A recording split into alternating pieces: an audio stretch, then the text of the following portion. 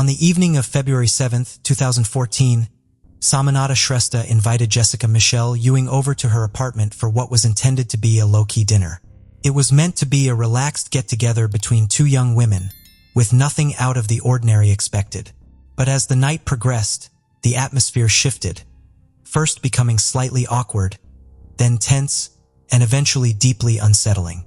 What began as a simple evening marked only by small disagreements, like how to prepare the meal, gradually escalated into something much more disturbing. Samanata Shrestha was born around 1992 in Nepal as the younger of two daughters of Dr. Manik Lal Shrestha and his wife, Rajashri. Their first child, Manisha, had been born earlier. When Samanata was about 3 years old, the family relocated to the United States, eventually settling in Virginia, a state known for its large immigrant communities, including many families from South Asia. As Samanata began attending school, she picked up English quickly, though Nepali remained the language spoken at home. This helped her adjust easily to her new surroundings, supported by her friendly personality, sharp mind, and natural curiosity. As the years went on, she also became proficient in Spanish, Hindi, and American Sign Language. During high school, Samanata built a tight circle of close friends. In her free time, she loved to dance, play guitar, and bake brownies for the people she cared about. Even at that age, she already envisioned a future in medicine. But in 2008, the Shrestha family's joyful life in Virginia was shattered. Manisha, the older daughter, was 22 and visiting Nepal when she died in a motorcycle accident. The tragedy deeply impacted Samanata and her parents, but by relying on one another, they slowly found the resilience to move forward. As the years went by, Samanata grew even more committed to achieving her goals. After finishing high school, she volunteered part-time as a paramedic in her community. At the same time, she enrolled at Virginia Tech, majoring in biology with minors in psychology and medicine in society, all with the intention of becoming a doctor. At the university, she took on leadership roles, first as president of philanthropy and later as vice president of a service-oriented fraternity dedicated to volunteer work. Her warm personality and talent for making people feel welcome helped her broaden her circle of friends within this group. Even with her packed schedule, Samanata consistently made time to connect with her old high school friends. In 2012, she crossed paths with Scott, who was nearing graduation at Virginia Tech. Scott was instantly taken with her, later admitting that from the moment they met, he felt she was the most beautiful woman he had ever seen. 3 months into their relationship, during spring break in 2013, Scott bought her a small keepsake, a little turtle crafted from seashells, complete with a blue hat and sunglasses. While they were on a day trip to Virginia Village, the cute, quirky gift delighted Samanata, and she kept it beside her bed as a symbol of their happy relationship. By that time, Scott had begun law school at another nearby university, demonstrating both ambition and sincere intentions toward their future together. Their relationship flourished so well that they introduced each other to their families, both of which supported the couple and wished them the best. The two were so happy together that they even discussed the possibility of marriage. In the fall of 2013, while waiting for one of her classes to begin, Samanata struck up a short but friendly conversation with another student, Jessica Michelle Ewing. Jessica came from a conservative Baptist household in the small town of Easton, Maryland, where she was raised with traditional values. She later shared that she had endured childhood abuse by a family friend. Despite this traumatic experience, Jessica moved through her teenage years much like many other girls her age. She became a Girl Scout and played in her high school band, showcasing her skill with the trombone and several other instruments. She also took part in missionary trips to distant locations such as Turkey and Mexico.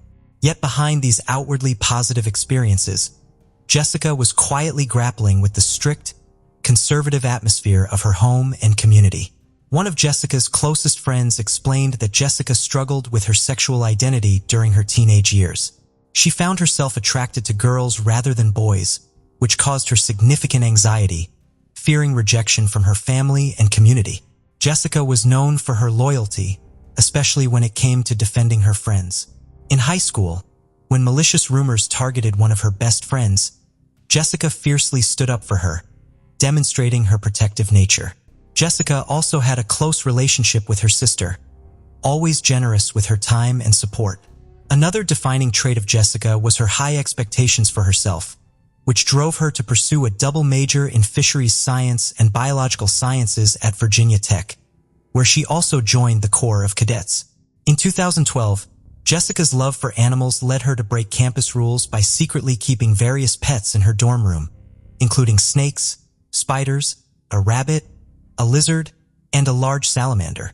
When she learned that campus authorities were investigating, she hid the animals in a steam tunnel, trying to keep them warm until she could find them a permanent home.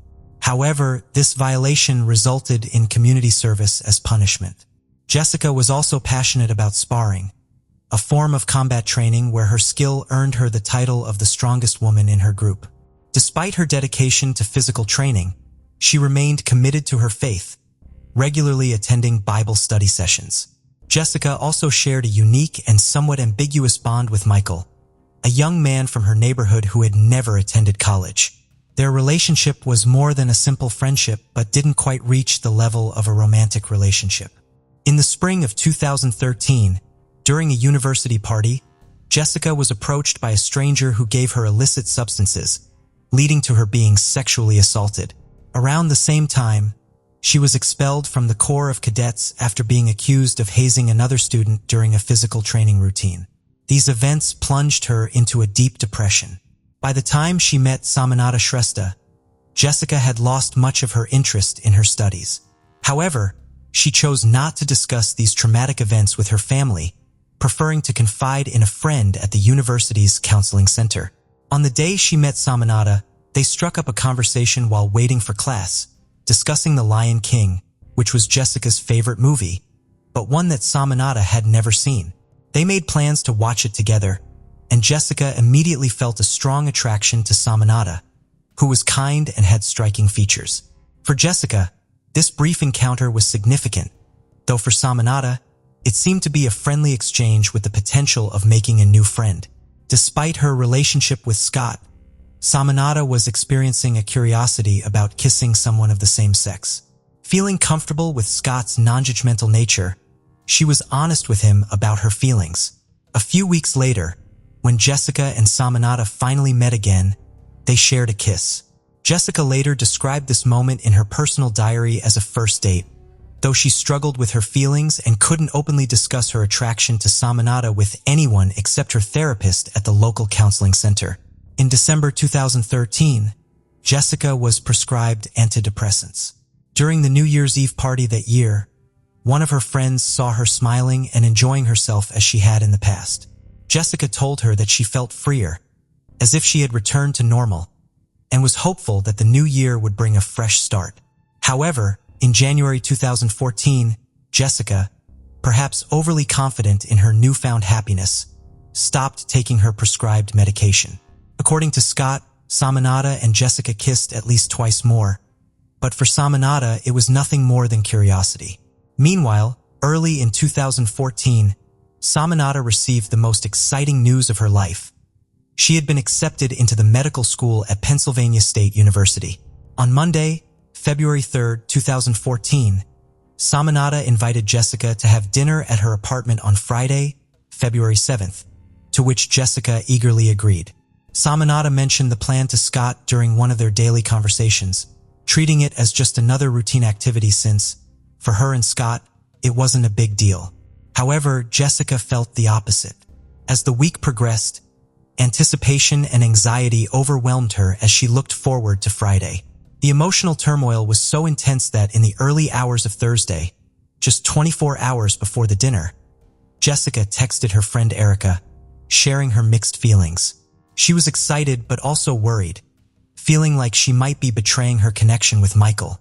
As Friday night, February 7th, 2014, approached, Samanata spoke with her parents. At the same time, Jessica was eagerly preparing for the evening.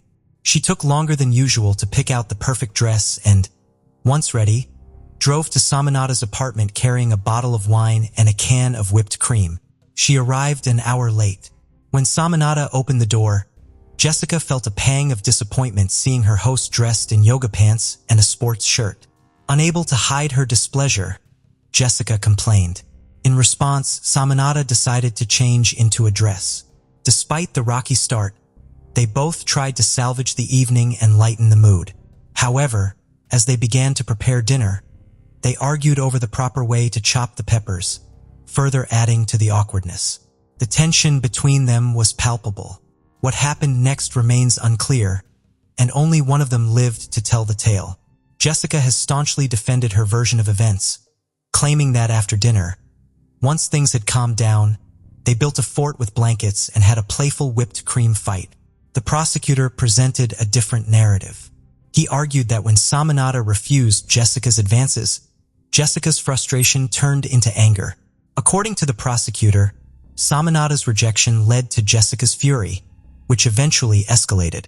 What is known for certain is that throughout the evening, Samanata sent several messages to her boyfriend, Scott.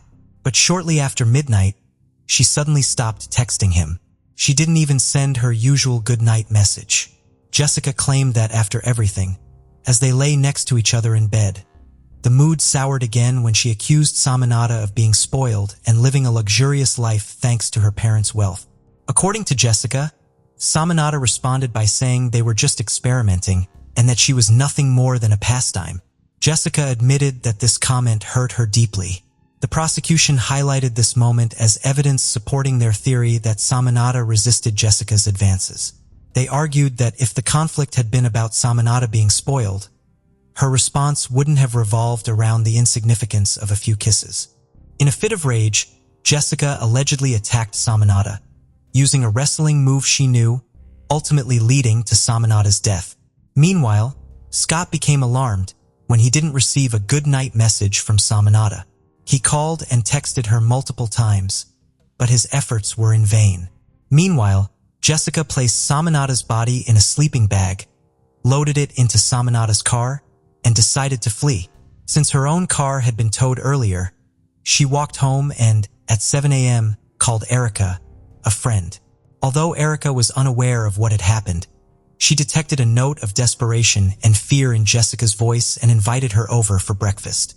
About an hour and a half later, Jessica and Erica met. Around the same time, worried about their daughter's absence, Samanata's parents reported her missing to the police. After breakfast, Erica drove Jessica to pick up her car, and then they parted ways. Alone, Jessica spent the next few hours trying to figure out how to dispose of the body and any other evidence. Unsure of what to do, she met up with Erica again that afternoon. Jessica confessed to Erica what she had done. Trembling and unable to fully process the shocking revelation, Erica urged Jessica to call her mother. On the other end of the line, Jessica's mother could only hear her daughter's frantic and incoherent screams until Erica took the phone to explain the situation. As night fell, Jessica contacted a friend, asking him to come to her apartment and take some books from her library, specifically those related to tarot and the occult. Strangely, she also asked him to remove a collection of Shakespeare's works, fearing it might make her appear suspicious. After her friend complied, Jessica recounted the events in broad strokes. She asked for his help in burning the body, but this request was far beyond what her friend was willing to do for their friendship. When he refused, Jessica was overcome with a sense of betrayal, which she noted in the journal she almost always carried with her, writing that her best friend had failed her. Jessica then retrieved Samanata's Mercedes-Benz and, with the body still in the back seat, drove it to a location where she abandoned the car, though not too far away. At the end of the day, she jotted down some disjointed thoughts in her journal, reflecting on the possible fatal consequences of her actions. At that time, it wasn't unusual for a student to be reported missing, so the authorities had not yet classified Samanata's disappearance as a criminal case. However, everything changed on the morning of Sunday, February 9th, 2014. That day, Jessica showed up at the police station, accompanied by her mother and a lawyer. After refusing to speak on the lawyer's advice, they left without giving any explanations, raising the police's suspicions. By late Sunday, a team of officers searched Samanata's apartment and found evidence of a struggle, as well as some missing items. A few hours later, Jessica was arrested and charged with second-degree murder. In her car, police found the missing items from Samanata's apartment, including her wallet, the bag she used for medical emergencies, a statue of Ganesh, and a photograph of her with her boyfriend. On Monday, February 10th, 2014, the police finally located Samanata's car, and inside, they found her lifeless body. She was still wearing the dress she had put on for the evening, as requested by her attacker. When her parents identified her, they realized that the pain of losing Manisha paled in comparison to this new grief. This time, they lacked the presence and courage of their younger daughter to help them through the tragedy. That same Monday, Jessica's best friend was also arrested, charged with aiding in the concealment of the body. Both he and Jessica were held without bail. As news of the case continued to emerge, the student body and local community were left in shock, struggling to comprehend what dark motives could have driven the alleged perpetrators to take the life of a young woman with such a promising future. The University of Virginia provided professional counseling services to students who needed help coping with the loss of their classmate. Samanata's sorority held a vigil in her honor. In an effort to honor Samanata's memory in a way she would have appreciated, her friends established a fund to raise money for the clinic where she had volunteered. In the weeks that followed, law enforcement officers worked tirelessly to gather new evidence that would ensure the suspected culprits were brought to trial. As part of these efforts, they searched Jessica's friend's apartment, where they discovered Jessica's diary. While neither her friend nor Erica faced charges, it was this diary that ultimately strengthened the prosecution's case. The trial against Jessica was initially expected to take place in February 2015. However, as the date approached, after lengthy discussions with her defense attorney, Jessica entered a guilty plea to first-degree murder through an Alford plea. The Alford plea allows an accused person to acknowledge that the prosecution has sufficient evidence to prove their guilt beyond a reasonable doubt while maintaining their innocence. By pleading this way, the defendant accepts a conviction to avoid the risk of a harsher sentence that could result from going to trial. The Montgomery County prosecutor recommended a life sentence for Jessica. Shortly afterward, Jessica's friend was found guilty and sentenced to 1 year in prison for his complicity in the crime against Samanata. However, his sentence was suspended. Jessica's sentencing hearing took place on June 1, 2015, at the Montgomery County Circuit Court in Virginia. Wearing an orange jumpsuit, her wrists and ankles shackled, and chains around her waist, Jessica entered the courtroom.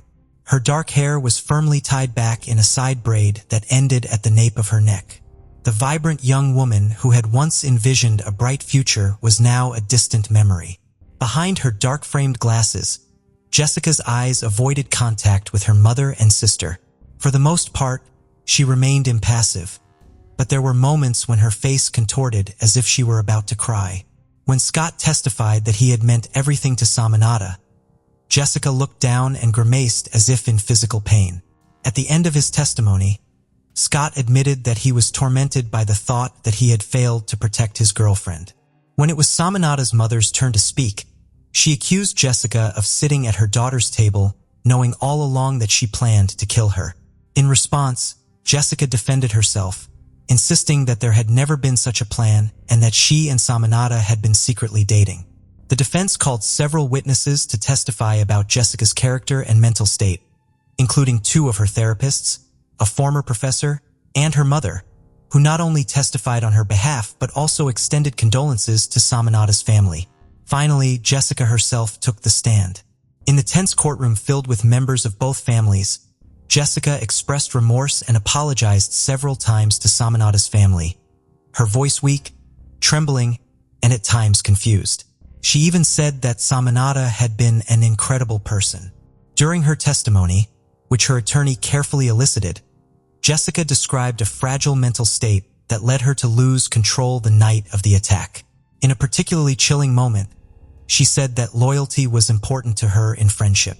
When her attorney asked if she would help dispose of a body if a friend asked her to, she replied that she would. According to sentencing guidelines, the use of a weapon could have influenced the length of Jessica's prison term. However, after a lengthy 8-hour session, the judge stated that the issue of whether a weapon or manual force was used did not affect his decision. Instead, he emphasized that what happened afterward, particularly the hatred and rage evident in Jessica's diary entries, was the determining factor in his ruling. After these clarifications, the judge sentenced Jessica to 80 years in prison for the murder of Samanata Shrestha, plus an additional 5 years for transporting and concealing her body. According to the judge's ruling, after serving 45 years, the remainder of the sentence could be suspended. However, if released, Jessica would have to serve 20 years of probation. Jessica's mother burst into tears while the defeated defense attorney looked down and began gathering his papers. Meanwhile, Samanata's loved ones embraced each other, tears of relief and sorrow marking the end of a long and painful journey toward justice.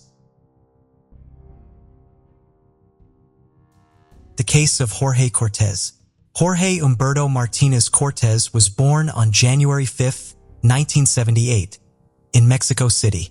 He kept his childhood and teenage years private, only sharing that he often clashed with his mother, who cared deeply for him, and his father, who rarely intervened in their arguments. Jorge's strained family relationships likely contributed to his emotional isolation and the development of his aggressive and unstable personality. To escape his difficult home life, Jorge left at a young age and embarked on a journey across Mexico, taking on temporary jobs to support himself.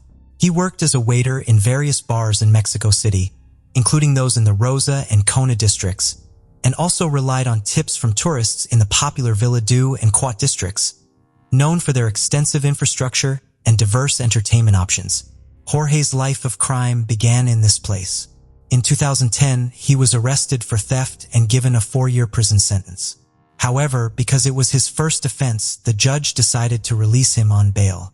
At the time, no one suspected that this decision would set free a man who would later become one of Mexico's most notorious criminals. After his release, Jorge met a girl named Adriana and fell in love. Initially, he treated her with kindness and attention, but as their relationship deepened, his behavior became increasingly violent. Adriana soon found herself a victim of his physical abuse.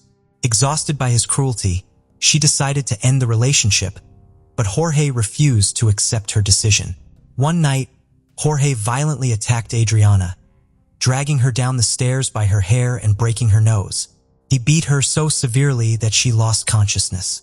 When she came to, she saw Jorge holding a lighter and threatening to kill them both if she didn't stay with him. Despite his threats, Adriana continued to resist, which further enraged Jorge. He attempted to strangle her by grabbing her neck with both hands. However, Adriana managed to break free, grabbed a hammer, and began fighting back. She was able to force Jorge out of the apartment and ultimately out of her life for good. This violent confrontation occurred in 2011, and although Adriana reported the incident to police, Jorge was released on bail and avoided punishment.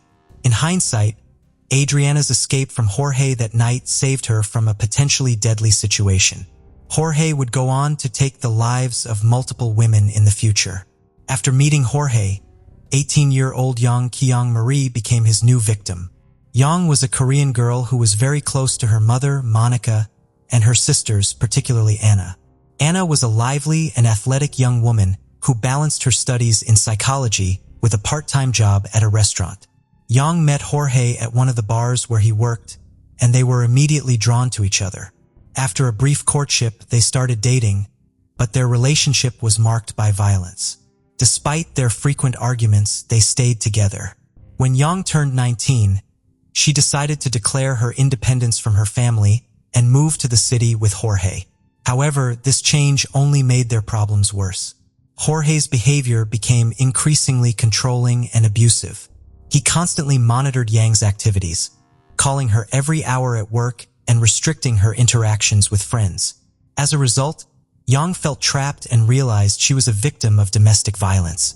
However, she hid the truth from others, including her family, to avoid causing them concern.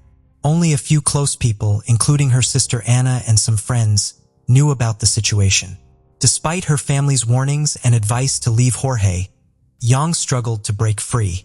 She attempted to leave him multiple times but always returned, held back by her own fears and vulnerabilities. During this time, Yang underwent a significant transformation, changing from a happy and lively person to someone who was depressed and willing to do anything to please Jorge. The relationship continued to deteriorate, becoming increasingly toxic and damaging to Yang's well-being. Yang's relationship with Jorge was marked by violent outbursts. On one occasion, Jorge refused to let Yang into their apartment when she came home late. On another, he locked her inside, set her clothes on fire, and chased her around the room in a fit of rage. In August 2014, their arguments escalated and Yang decided to leave Jorge and move in with her parents. A friend encouraged her to report Jorge to the police and end the abuse. Although Yang initially agreed, she eventually returned to Jorge and they continued living together. Tragically, Yang's life was cut short. On September 21st, her body was discovered in their apartment, bearing signs of severe bruising. Jorge claimed to have found Yang hanging in the bedroom, stating that he had left her sleeping at noon the previous day, September 20th, after she had worked a shift at the bar. Jorge claimed that he returned home on the morning of September 21st to find Yang deceased. He immediately contacted the police and notified Yang's family of the tragic event. The news of Yang's death was devastating to her family, prompting Monica and Anna to rush to the scene. Upon arrival, they found police officers and forensic experts already at the apartment, carefully removing Yang's body from the bed. Jorge stated that when he saw his deceased wife, he became frantic and attempted to assist her. A police officer explained to the family that an investigation was ongoing and they needed to stay outside the house to protect potential evidence. As they watched, Yang's body, covered with a sheet, was carried out of the house. The police also informed them that the initial evidence suggested Yang's death was a suicide, a conclusion supported by the position of the body in Jorge's account, which the police believed to be truthful. However, Yang's family was skeptical and struggled to accept this explanation, finding it hard to believe that she would take her own life. When the family arrived to identify the body and prepare the necessary documents, they were surprised to find that the examination protocol was almost complete. The death certificate stated that Yang had died from strangulation by hanging. However, when the relatives were allowed to view the body, they noticed bruises on Yang's legs that seemed suspicious. Jorge attempted to explain the bruises by saying that the body had slipped from his hands and fallen to the floor when he tried to move it from the bed. Monica was not convinced by Jorge's explanation and suspected that something was not quite right. Investigations revealed more about Yang's tumultuous relationship with Jorge, fueling suspicion that her death might not be the suicide police claimed. During police testimony, friends described constant fighting between they, revealing Jorge's history of jealousy and aggression. His behavior extended to frequent phone calls to Yang's workplace, indicating a pattern of controlling behavior. Yang's sister Anna noted that a few months before the tragedy, her behavior dramatically shifted. Anna added that she started distancing herself from the family once the relationship with Jorge started. This prompted concern within the family. Despite growing concerns about Jorge's unstable behavior and doubts about the official explanation, the police were quick to dismiss theories and rush to close the case. Experts at the Katak morgue recommended cremating Yang's body, which meant that further forensic investigation would not be possible. Yang's mother was deeply suspicious of Jorge's involvement in her daughter's death, but she eventually agreed to the cremation due to pressure from her family, thereby giving up the chance to gather evidence to support her suspicions. Jorge did not attend the funeral, but he got a tattoo of a broken heart, supposedly to show his grief. However, he also cut off all contact with Yang's family. Yang's death had a devastating impact on her family, especially her mother, Monica. The overwhelming pain of losing her daughter, combined with feelings of loneliness and despair, led Monica to develop an addiction to alcohol and smoking. Monica was devastated when her daughter Yang passed away suddenly. Despite her overwhelming grief, Monica refused to accept the initial explanation of Yang's death, finding it contradictory to her daughter's outgoing and life-loving nature. Unsettled by details like the bruises on Yang's body and the lack of evidence supporting the claimed manner of death, Monica's instincts told her there was more to the story. To get answers, Monica launched her own investigation into the case. Monica acquired security footage from her daughter's home, revealing her son-in-law Jorge was the last person to see Yang alive. With the help of a private attorney and forensic pathologist, Monica reviewed Yang's final days. An unexpected development led to a shocking explanation. revealing a deeply seated scandal and a misclassified homicide.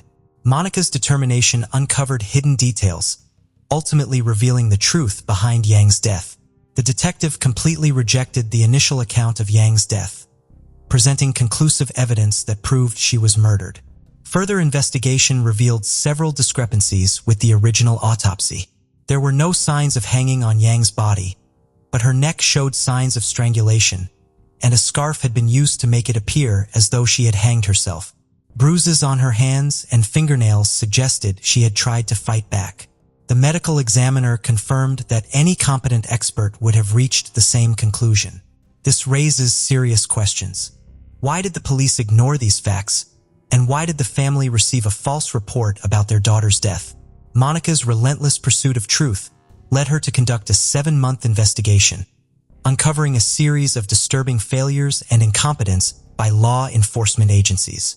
Her research revealed that Yang had previously reported violence by Jorge to the police, but her cries for help were ignored. Monica also discovered that Jorge had ties to his father and the staff handling the case, which, combined with the severity of Yang's injuries and the apparent negligence of the authorities, compelled her to take decisive action. Monica appealed to the prosecutor's office, seeking a review of the case and justice for Jorge, the main suspect. However, she was met with neglect and cynicism instead of support. A prosecutor even questioned her competence, suggesting she should focus on being a housewife and seek psychological help rather than pursuing justice. Undeterred, Monica continued her investigation, driven by her love for her child and her desire for truth. Her perseverance ultimately paid off. Jorge committed another murder in 2016, a devastating end to Yang's story. This event began a new chapter in Camper's life. She met Jorge online, where he hid his dark nature behind a charming facade. Unaware of his past, she was drawn to his friendly, sociable personality, and they soon developed a romantic relationship. Camper's close friends discovered her new relationship when she posted a photo of herself and her boyfriend on social media, beaming with happiness. For several weeks, their romance seemed perfect. As 2016 drew to a close, Camper's mother, Margarita, met Jorge for the first time on December 28th. Campera, Jorge, and her children then traveled to Acapulco to spend the New Year's holidays with her parents. However, Jorge later convinced Campera to extend their stay, and she asked her mother to watch the children for a few more days. Margarita agreed, unaware of the tragedy that was about to unfold. 3 days later, Campera was found dead. The last time Margarita had spoken to her daughter was on December 30th. When Margarita tried to call Campera on New Year's Eve, she was met with silence. Campera always answered her phone or returned calls promptly, so Margarita's anxiety grew with each passing minute. As the hours ticked by, Campera's unusual silence and lack of online activity only heightened Margarita's concerns. Eventually, Margarita decided to contact Jorge to find out what had happened to her daughter. Jorge attempted to alleviate Margarita's concerns by downplaying the argument and Campera departure to celebrate the new year with friends. However, Margarita remained unconvinced and asked a family friend to check on Campera. When the friend arrived at Campera's house, Jorge told him that Campera was asleep and unable to meet with him. Margarita's suspicions grew, and she sensed that Jorge was hiding something. On December 31st, between 5 o'clock and 8 p.m., Jorge committed a heinous crime. He brutally murdered Campera by strangling her after beating her severely with an unknown object, leaving multiple injuries on her face and body. In an attempt to make it appear as though Campera had taken her own life, Jorge cut a lock of her hair, placed her body on the bed, covered it with a blanket, and left the gas stove on. He even placed a portrait of Campera's late ex-husband in her hand to create the illusion that memories of him had driven her to suicide. Around 8:30 p.m., Jorge packed his belongings and left the house. On the night of January 1st, 2017, Margarita tried to contact her daughter Campera to wish her a happy new year, but was unable to reach her. She then called her son Gabriel, who was in the same city as Campera, and asked him to check on her. When Gabriel arrived at his sister's house, he was immediately hit with a strong smell of gas. After turning off the gas burners, he began searching for Campera and was shocked to find her body on the couch, bearing signs of a brutal beating on her face. As Gabriel threw off the blanket covering his sister's body, he was horrified by what he saw. Camp Era was wearing only her underwear, and her body was covered in numerous bruises. Several details caught his attention. There were drops of blood around her, although her body in underwear appeared clean, as if she had recently bathed. Additionally, Camper's head was almost completely shaved, which struck Gabriel as strange, as his sister was known to take great care of her hair. Gabriel reported the incident to the police and then called his mother to break the news to Margarita. Paramedics and police arrived, confirmed Camper's death, and restricted access to the scene. The family was stunned by grief, struggling to come to terms with what happened. Their eyes reflected sadness and a glimmer of hope for justice. The investigation was complicated by inconsistencies between the crime scene and the initial assumption of suicide. The police meticulously examined every detail to unravel the truth. The police initially suspected suicide, but Camper's family disputed this, finding it impossible to believe that a young, cheerful woman would take such a drastic step. Camper's family was convinced that her death was not a suicide, but a violent crime. A strand of hair found on her body that did not match anyone in the house reinforced their suspicions. They demanded a more thorough investigation, which was granted. A second forensic examination confirmed their fears, revealing that Camp Era was strangled and that the suicide scene was staged. The evidence included marks on her trachea and neck, bruises indicating a beating, and the absence of a strand of hair. The police launched an investigation, and Camper's aunt, Sandra, worked with the deputy prosecutor to have the case transferred to the prosecutor's office. However, progress was slow. Later, Sandra was called back to the prosecutor's office and informed that she and her brother, Gabriel, could be plaintiffs in the case. Camper's children were left with their grandmother after the tragedy. To shield them from painful memories, they were transferred to a new school. However, time alone didn't heal their wounds. 2 months later, the family was allowed to visit the apartment where Camper's body was found, collecting her belongings and possibly uncovering clues. Her laptop was found, but its data had been deleted. Fortunately, her iPad was password protected, and the last photos she took before her death were recovered. One disturbing photo showed Camp Era lying next to Jorge on the same sofa where her body was later found. Further investigation of the photos revealed more evidence. In one image, Jorge was seen holding a skull-shaped container that was later discovered in the apartment's freezer. He was also shown strangling Camp Era with one hand. Drawers in the desk yielded sketches of tattoos Jorge planned to get, further hinting at his possible involvement in the crime. The public was outraged when Jorge was released on bail in 2009, sparking widespread anger. Many realized that if he had been detained earlier, the young women might still be alive.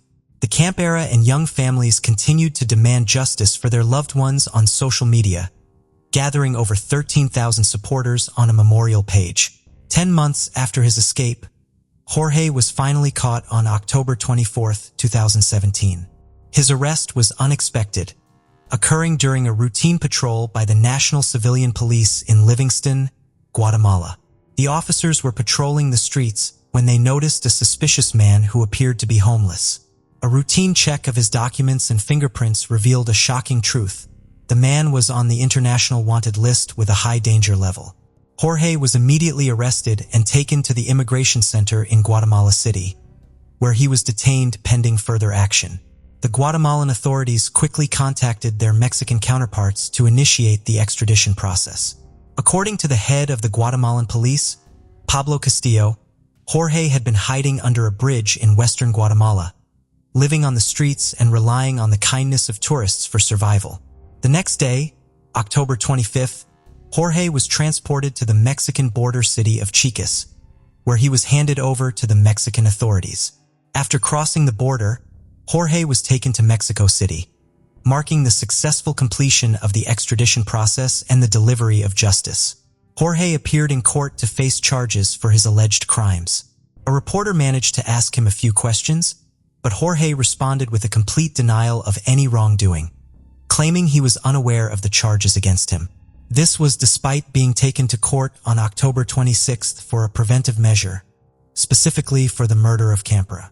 During the trial, the prosecution presented strong evidence of Jorge's involvement in the crime.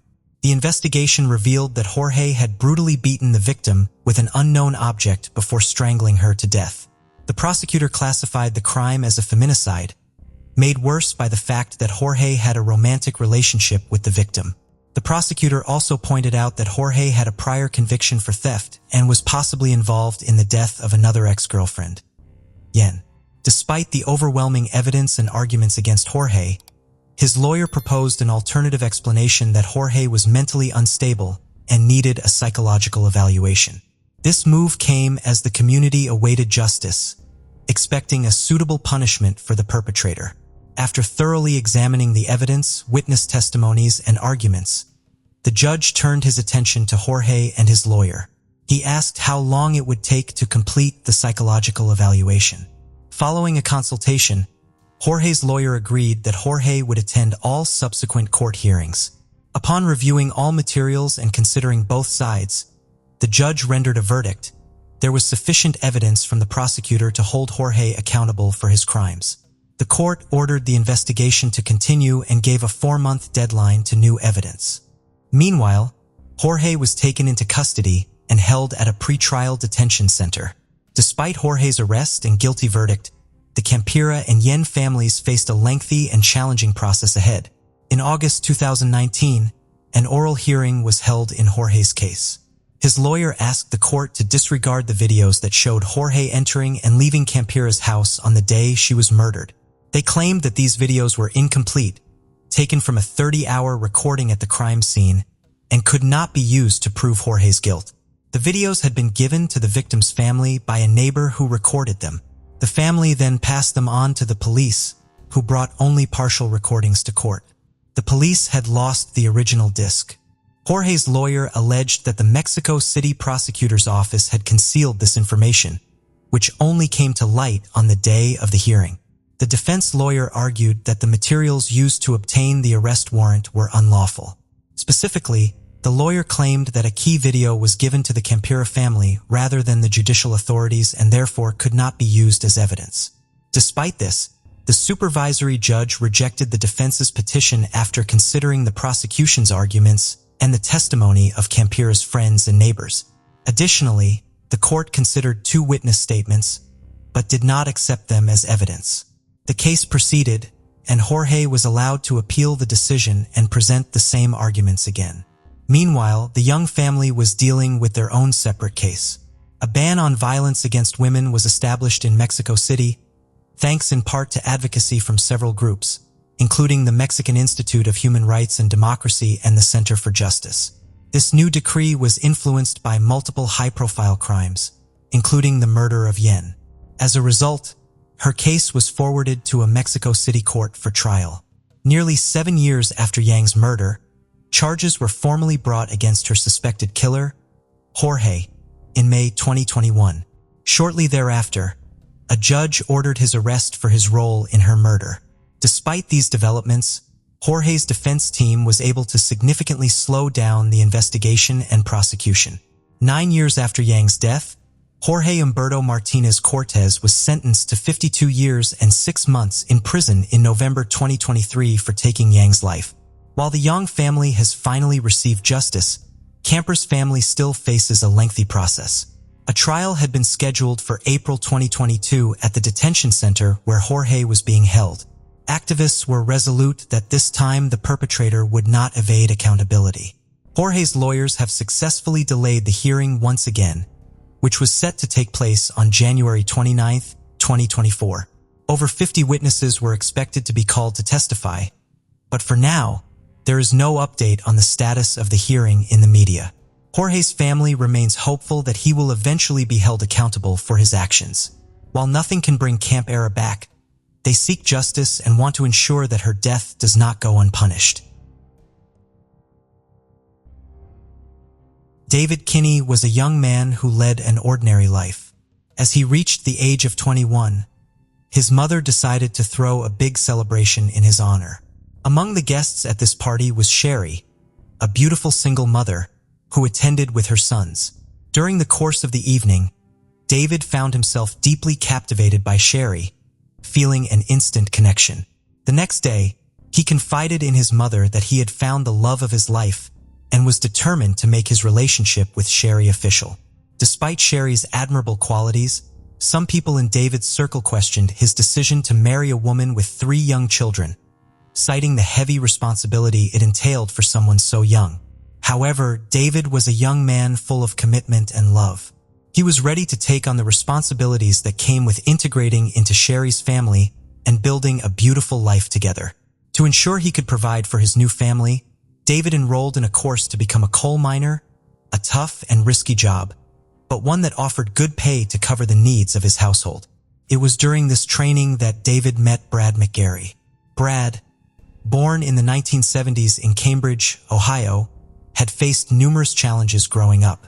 Openly gay in a conservative environment, Brad had endured insults and prejudice, but had always stood firm in living his truth. Over time, he built a close-knit group of friends and pursued a career in hairstyling. Though in a small, working-class town, it was a challenging profession. Eventually, Brad made the bold decision to switch careers, opting to become a coal miner, despite the stark contrast to his previous work. David and Brad quickly became friends, with Brad even becoming a beloved figure in David's family, earning the affectionate nickname Uncle Brad from David's children. The two friends were inseparable, always sharing jokes and good times together. By 2017, David was 30 years old, happily married to Sherry, and their children were growing up. Brad, on the other hand, was balancing his work, family time, and a secret romance. On May 7, 2017, after attending a family gathering, Brad told a cousin that he needed to return to his home for a meeting. Later that day, around 6:15 p.m., David, Sherry, and their youngest daughter stopped by Brad's house. They were surprised when Brad didn't answer the door, even though his car was parked outside. Concerned, they went around to the back of the house and found the service door unlocked. After calling out to Brad without a response, David entered the house while Sherry searched upstairs. David's search led him to the basement, where he was met with a horrifying sight: Brad's lifeless body lying in a pool of blood. Sherry, responding to her husband's scream, rushed downstairs and was equally shocked by the grim scene. Sherry immediately called 911, and the police were soon alerted to the discovery of Brad's body, the victim of a fatal gunshot wound. When the police arrived, they found David and Sherry visibly shaken, recounting their story of how they had come to check on their friend and were met with a terrible tragedy. The couple explained their close relationship with Brad, emphasizing the deep bond that had formed over the years. The Kinney family shared that they often spent holidays with Brad, and their children loved him like an uncle. They had even planned a trip to the Bahamas with him in August of that year. When asked about any enemies or troubling circumstances in Brad's life, David and Sherry mentioned that Brad had recently ended a tumultuous relationship with a man named Scotty, although they didn't know his last name. They described the relationship as fraught with conflict, with frequent heated arguments. After gathering as much information as possible from the witnesses, the officers began to thoroughly examine the scene before drawing any conclusions. In the basement, they found Brad's body lying face down on the floor, with a large pool of blood surrounding his head. At first glance, it was clear that he had been shot at least once in the head. Despite the obvious signs, the officers initially speculated that Brad might have been going through a difficult time and possibly taken his own life. When the forensic expert arrived at the scene, he asked the officers if they had found a weapon, to which they replied that they had not. However, since it's common for individuals who take their own lives to fall on the weapon, the forensic team decided to turn the body over. Upon doing so, they found no weapon, quickly dispelling the initial suicide theory. As they continued to survey the house, the police tried to piece together the crime scene. They noticed that the house seemed to have been ransacked in a peculiar way. The kitchen was in disarray, with several drawers left open, and the living room was also in a state of chaos. The authorities initially suspected that Brad's death might have been the result of a robbery gone wrong. However, after conducting a more thorough inspection, the detectives realized that no valuable items had been stolen, despite there being several worth taking. They also noted that Brad was a collector of rural style art, and his home contained many valuable items. If the intruder had been a common thief, it was also odd that the television remained in place, and there was money scattered on the floor. Considering all these clues, the police became convinced that the robbery was staged to mislead them. Given that Brad was an openly gay man working in a coal mine, the detectives considered the possibility that he might have upset some of his more conservative coworkers, potentially leading to a hate crime. However, when they spoke with his colleagues at the mine, they were surprised to find that everyone respected and admired Brad, describing him as a good man. This theory was quickly discarded. The detectives also interviewed Brad's friends and family, trying to establish a timeline and gather as much information as possible. According to David and Sherry's statement at the scene, Brad had recently ended a toxic relationship with a man named Scotty, which was confirmed by Brad's friend, Wendy. Wendy told the police that she had also been against the relationship, noting that Brad had become too involved with Scotty, and things had started to get very strange. Following this lead, However, when they arrived, Scotty's mother informed them that he had been in jail for 3 months for violating his probation. While this ruled out Scotty as the perpetrator, the detectives did not completely dismiss him as a suspect. They theorized that he might have orchestrated the crime from behind bars with the help of an accomplice. The police visited Scotty in jail to inform him of his ex-boyfriend's death and gauge his reaction. Scotty seemed genuinely shaken by the news, and by the end of the interview, the detectives had nearly ruled out his involvement in the crime. Desperate for answers, the detectives decided to canvass the neighborhood to see if any cameras had captured footage near Brad's house. Fortunately, a neighbor had a camera facing the street close to Brad's home, which could potentially reveal who had come and gone. While they began reviewing the hours of footage, they continued interviewing friends and family. The case seemed to be reaching a dead end until 2 days later when the detectives interviewed a cousin of Brad, whose testimony shifted the investigation. He revealed that on the day of the incident, Brad had left the family lunch gathering between 1:30 and 2 p.m., but not before mentioning that a man named DJ was supposed to visit his house. He added that Brad had jokingly said he was planning to take a nap with his guest, hinting at a romantic intention. He further disclosed that Brad had confided in her that the man he was seeing was married and had not yet come out to his wife about their homosexual relationship. He also told the detectives that the relationship with DJ had been ongoing for years and that they had managed to keep it under wraps. Despite being reluctant to reveal the true identity of Brad's lover, he finally gave in under the pressure of the lead investigator, dropping a bombshell name. The officer was stunned to hear that DJ was actually David, the very man who had discovered Brad's lifeless body. When asked if she was certain about her statements, he confirmed that David was indeed the only man Brad had ever mentioned to her. The detectives later commented that when they discovered DJ was David, the person who had found the body while visiting the house with his family, everything suddenly became clear. Up until that point, David had been viewed as a significant witness in the case, appearing genuinely shaken and grieving over his friend's death. This unexpected twist in the story, however, instantly turned him into the prime suspect.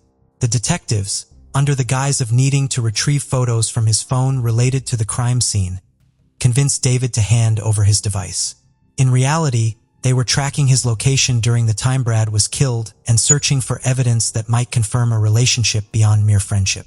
When they reviewed the phone's location data, they discovered that David's phone had been at Brad's house at the time of the fatal shooting. Although David had deleted incriminating messages, a deeper forensic analysis uncovered text messages between him and Brad that confirmed their sexual relationship. Meanwhile, the team reviewing the footage from Brad's neighbor's surveillance camera found that David had indeed driven to Brad's house just before the estimated time of the attack. Notably, he had arrived in his wife's car, not his own. They documented the duration of his visit, noting that he left about 40 minutes later. The footage also captured David returning hours later in his truck, accompanied by his family, under the pretense of delivering a weed trimmer that Brad had supposedly requested. After compiling all this evidence, the police were confident they had enough to prove that David had been at Brad's house both before and during the time of his death. It was time to confront him with the truth. When the detectives presented David with the damning data retrieved from his phone, He admitted to being at the house but changed his story multiple times during the lengthy interrogation, offering up to 7 or 8 different versions of events. At one point, David claimed that a third, unidentified man had been in Brad's house, and after a heated argument, this unknown individual shot Brad. He insisted that the man had threatened him into silence before allowing him to leave. However, the detective made it clear that he didn't believe this story, prompting David to alter his account once again. When pressed to tell the truth, David eventually confessed to hiding his affair from his wife, Sherry, but insisted that it had only been going on for a few months, not years. He claimed that Brad had not been pressuring him to leave his wife and move in together, but had grown angry when David tried to end their romantic relationship that afternoon. David alleged that Brad had brandished a gun, waving it in his face, which terrified him. He said the argument escalated into a physical struggle, during which he managed to wrestle the gun away and shot Brad in the forehead, asserting that he had acted in self-defense. David also admitted to firing another shot at Brad while he was on the ground. The detectives quickly refuted this version of events, pointing out that the basic laws of made David's account impossible. The forensic analysis of Brad's body revealed that he had been shot twice, both times in the back of the head, indicating that the shooter had been standing behind him. When asked about the weapon, David claimed he had disposed of it while fleeing the scene. Law enforcement officers were seen combing the area in the days that followed, but the murder weapon was never recovered. Despite the missing weapon, the investigators were certain they had their man. Before taking David to jail, they allowed him to speak with his wife. The conversation between David and Sherry was closely observed by the detectives. David confessed to Sherry about the affair and expressed regret for not handling things differently, admitting that he couldn't undo what had been done. Sherry, shocked by the enormity of his revelation, was left speechless. David reiterated to her what he had told the detectives. Sherry, through tears, asked him if he was mocking her with such an explanation and said she couldn't even bear to look at him. This conversation confirmed to the police that Sherry had no prior knowledge of the events that had transpired behind her back. On May 9th, David was arrested and charged with first-degree murder. Investigators hypothesized that Brad, frustrated with keeping their relationship a secret, had likely threatened to reveal the truth to Sherry, giving David the motive to kill his friend and maintain his double life. After several days in custody, David appeared in court for a marathon preliminary hearing held in mid-May 2017. There, he faced charges for the murder of Brad. He kept his gaze fixed on the floor as the investigating officers testified, and the prosecutors focused on the inconsistencies in the story he had told them. The police described how David had appeared visibly distraught at the scene of Brad's murder, experiencing physical discomfort, including trouble breathing and episodes of vomiting. He also recounted David's initial written statement, in which he claimed to be a simple friend who had gone to deliver a weed trimmer and had inadvertently discovered Brad's lifeless body in the basement. The lead investigator presented David's final statement, in which he confessed to shooting Brad in self-defense with a weapon that, despite exhaustive efforts, was never found. The autopsy results were a critical turning point that completely dismantled David's self-defense claim, as they showed that the victim, Brad, had been shot twice in the back of the head, which was inconsistent with an act of self-defense. David's defense attorney addressed the court, arguing that David did not pose a threat to society, and that the tragic events leading to Brad's death were the result of unique circumstances. He asserted that if a crime had been committed, it was manslaughter, not murder, and claimed that David had acted in self-defense. Meanwhile, David remained silent during the nearly 3-hour hearing, where witnesses took the stand. After reviewing all the evidence and testimonies, the judge found probable cause to send the case to the county court and set bail at $1 million. David's defense immediately requested a reduction in the bail amount, arguing that it was impossible for David to pay. However, the judge denied the request. Several weeks later, David's defense attorney filed more than a dozen motions during a hearing. Among these motions was another request to reduce David's bail. Numerous friends and family members of David attended the hearing to show their support. The lawyer asked that the bail be reduced to $250,000, an amount that the Kinney family could manage. He called several witnesses to the stand, including David's wife, his mother, his father-in-law, and his stepfather. All of them testified to David's good character, describing him as an honorable, hard-working, and responsible man, as well as a loving husband and father. Sherry testified that her husband had provided emotional and material support to their 3 children for the past 10 years, even though he was not their biological father. During cross-examination, Sherry was questioned about the events of May 7th, when David took her and their daughter to Brad's house. She said her husband told her they were going to return a weed trimmer. When asked by the judge if her husband had acted strangely that day, Sherry said she did not notice anything unusual at the house. She described how they arrived, knocked on the door, found the back door open, and entered the house, which appeared to have been ransacked, before David went to the basement and shouted for her to call 911. After hearing all the arguments, the judge concluded that the testimonies regarding David's character did not justify a reduction in bail. He based his decision on the fact that the defendant had taken his wife and daughter to a house where a dead body was present, under the pretense that he was just passing by and was unaware of what had happened. The judge added that David had blatantly lied to his wife and daughter. Later, David's trial began and lasted for a week. During the trial, the prosecution presented the evidence we've already discussed, such as the neighbor's surveillance video showing David arriving at Brad's house before the time of the crime and returning later with his family. The prosecution also showed police body cam footage that clearly demonstrated David had been lying from the start. One of the most striking pieces of testimony came from a forensic expert who discussed the DNA evidence found at the scene. The expert revealed that DNA from a used condom showed Brad's DNA on the outside and the DNA of an unknown male on the inside, but there was no trace of David's DNA. This revelation was controversial because it contradicted the accusations made by a detective who believed that David had decided Brad had to die to keep his secret and his family life intact. According to the detective, David had lured Brad with the promise of sex, killed him, and then covered up the crime as best he could. Meanwhile, the defense maintained that David had acted out of fear and in self-defense.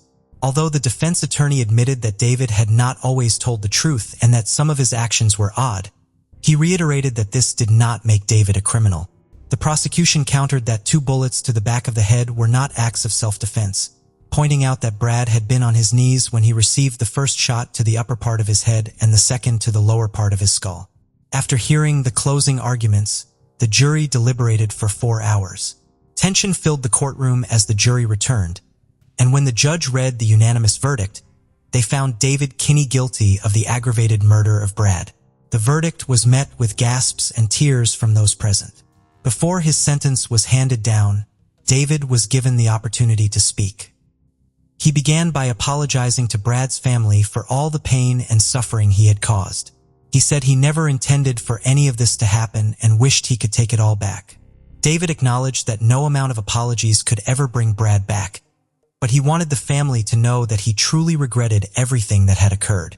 However, the judge was unmoved by David's apologies. The judge recounted the numerous lies David had told to cover up his actions and stated that the crime was a cold and calculated execution, followed by an elaborate cover-up.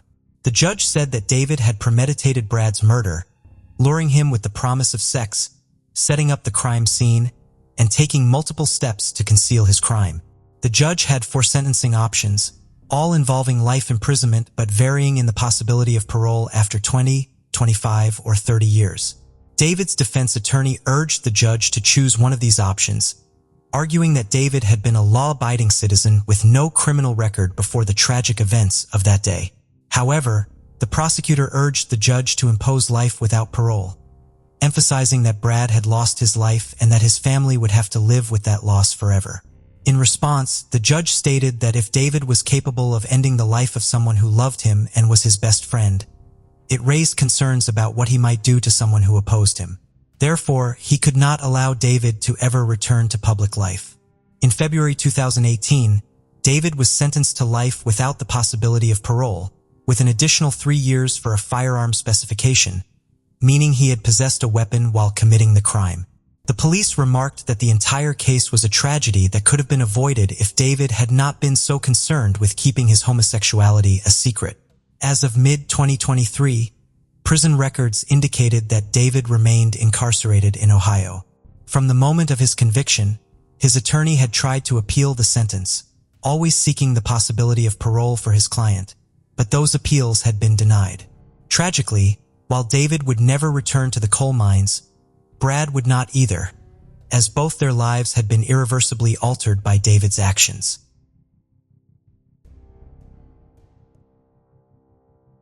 The case of Marie Carlson. In 1974, a baby girl named Marie was born in the Philippines to an ordinary family. Concerned about her daughter's future, Marie's mother made the difficult decision to send her to the United States, where she believed Marie would have better opportunities for success. As a result, Marie was placed in a foster family with a military background, where she met a young girl named Esther, who was the same age as her. Two young girls quickly became close friends, unaware of a surprising fact that linked them together. What Marie didn't know was that her American foster father was actually her biological parent, making Esther her biological sister. As they grew older, the sisters left their parents' house and decided to start a new life together. They chose to settle in Florida, where they rented a cozy apartment near a karaoke club that soon became their favorite hangout spot. Marie Carlson's life was a vibrant reflection of her favorite color, pink. She had always believed that living a beautiful life was essential, surrounding herself with flowers and lovely things. But everything changed when she met Jeff, and she discovered a new, profound meaning in life: love. They quickly fell for each other, got married, and had a daughter named Paris, a name that symbolized the love and beauty they shared. Despite their happy family life, Jeff remained an enigma. His past and last name were shrouded in mystery. Meanwhile, Marie was driven to succeed in her career. She had set her sights on joining the Federal Bureau of Investigation (FBI) and was studying criminal law to achieve her goal. However, her journey was not without its challenges. As she progressed in her career, the obstacles grew tougher, and despite her best efforts, ultimately left the police service without realizing her dream. Marie's life took a devastating turn due to a mental health disorder that worsened over time. The trauma of being sexually abused as a child left her with deep emotional scars. As a result, her daily life became increasingly painful, and her relationship with her husband, Jeff, began to suffer. The love they once shared started to fade, and their marriage eventually ended in divorce. The divorce was a difficult but necessary decision, as both Marie and Jeff knew they needed to prioritize their daughter, Paris. They agreed that it would be best for Paris to live with Jeff, allowing her to escape the negativity that had been affecting their home. Despite the challenges, they completed the necessary paperwork amicably and with minimal drama. Throughout the long and difficult divorce process, Marie and Jeff remained dedicated to making decisions that would benefit and care for their daughter, Paris. They remained on good terms and continued to care for each other as friends. Marie was grateful for Jeff's support and made it a priority to spend quality time with Paris, never missing a birthday. Marie had faced many challenges, but she remained determined and refused to surrender. Despite her struggles, she never lost hope. One day, she discovered what had been missing in her life: faith. This newfound faith led her to the Emerald Coast Church, founded by the charismatic pastor James Flanders and his wife Tanya. From the moment she stepped into the church, Marie felt a sense of belonging. The warm and welcoming atmosphere, combined with Pastor James Flanders' sincere and heartfelt sermons, made her feel at home. Marie began the process of recovering and healing from her past experiences, working to make amends and move forward. The Flanders, known for their kindness and generosity, had created a sanctuary where people could find help and support. For Marie, the church became more than just a place of worship. It was a loving community that accepted her with open arms.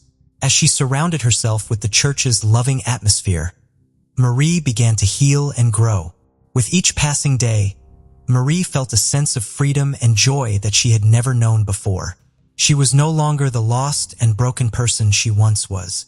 Instead, she was a strong and vibrant individual, filled with hope and happiness. As she looked out at the sunny Florida landscape, Marie's eyes shone with a newfound radiance, reflecting the beauty and joy that had blossomed in her soul. The church was more than just a building. It was a community of people who genuinely cared for one another. For Marie, this small community became a second family filled with love, light, and faith. From the outside, the church appeared ordinary, but inside, it felt like a warm and welcoming home. The people gathered there were united by their shared faith, and time seemed to stand still as they came together. Marie, however, was hiding a secret. She was pregnant, and the weight of this secret was crushing her. She felt ashamed and fearful, and only a few close people knew the truth. In June 2021, at the age of 37, Marie gave birth to her second daughter, Grace. As the news spread through the quiet town, people began to wonder who the father of the child was. The truth was painful. The father was a man Marie had been dating briefly, but he had turned out to be abusive and hurtful. When Marie became pregnant, he disappeared without a word. Left alone and broken, Marie found solace in the church. The Flanders family and the local community showed Marie and her newborn daughter overwhelming kindness and acceptance. They provided a safe and nurturing environment, filling a vital need in Marie's life by becoming like a substitute family. Through their selfless support, Marie was able to find the courage, optimism, and start the healing process from the trauma of her past. Marie had been feeling trapped in her life, and just 3 months after giving birth to her daughter, she made a shocking decision that left everyone stunned. She posted a mysterious message on social media announcing that she was leaving not just her city, but also her family and friends behind. Marie had been secretly planning her escape, careful not to reveal her intentions to anyone, fearing they would try to talk her out of it. She only hinted at her dreams and expressed her love for her loved ones, making it clear that she was leaving for good. Her departure left many questions unanswered. Where was she going? What path would she take? And would she achieve her dreams? Marie's loved ones were devastated, worried sick about her safety and unsure of what to do next. The uncertainty surrounding her disappearance only added to their anxiety. Jeff, Marie's ex-husband, was particularly frantic and decided to contact the police to help find her. As the days passed, the worry and fear for Marie's fate only intensified.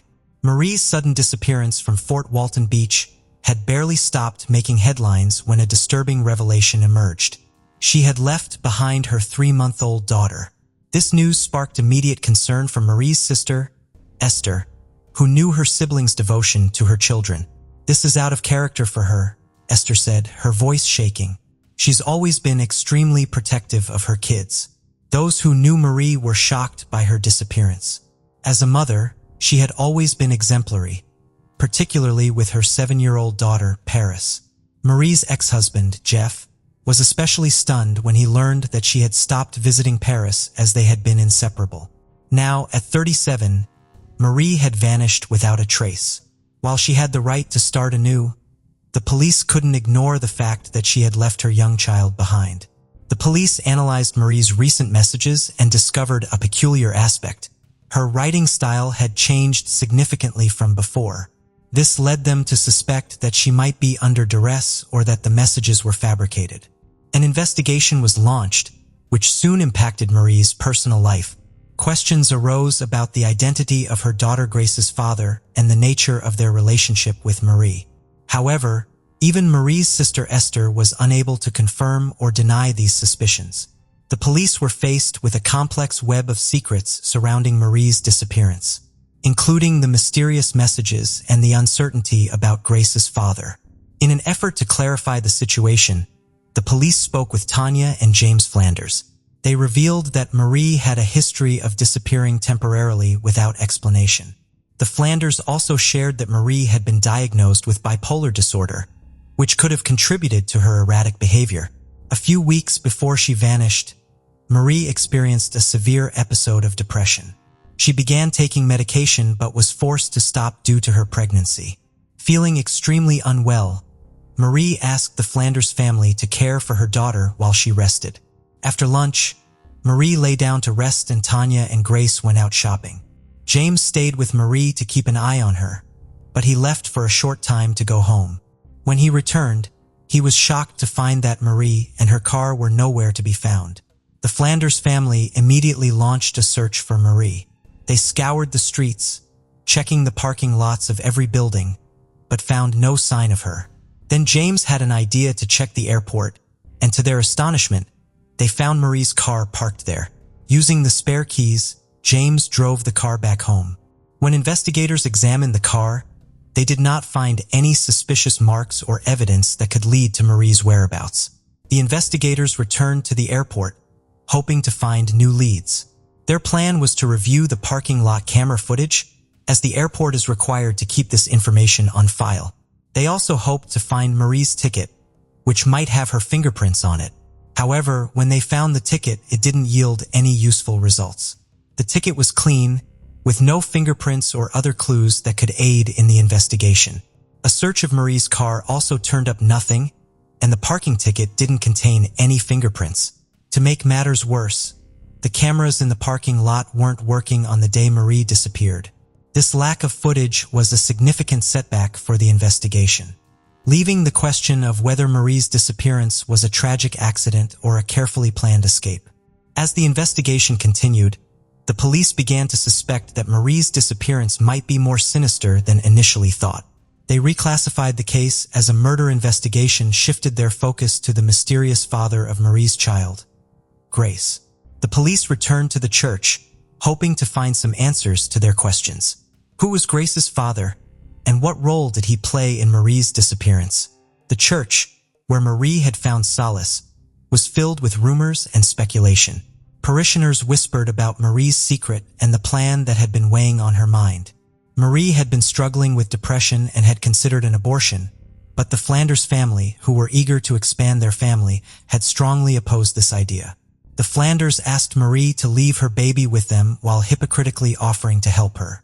Unbeknownst to others, they desperately wanted a second child despite both being over 40. One parishioner claimed that Marie's baby, Grace, was a reward from above for the Flanders' good deeds. The situation took a turn when Jeff, Marie's ex-husband, arrived on the scene. He was not the father of the child, but had information that could solve the mystery. Jeff revealed that he had noticed Marie's pregnancy and had questioned her about the father. Marie lied, saying she was a surrogate mother for the Flanders.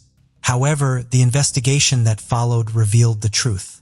Police spoke with Tanya's friends, who were also church members, and eventually, the truth came to light. It turned out that the father of the child was James, and the conception was natural. This meant that James's wife, Tanya, had to silently accept the situation.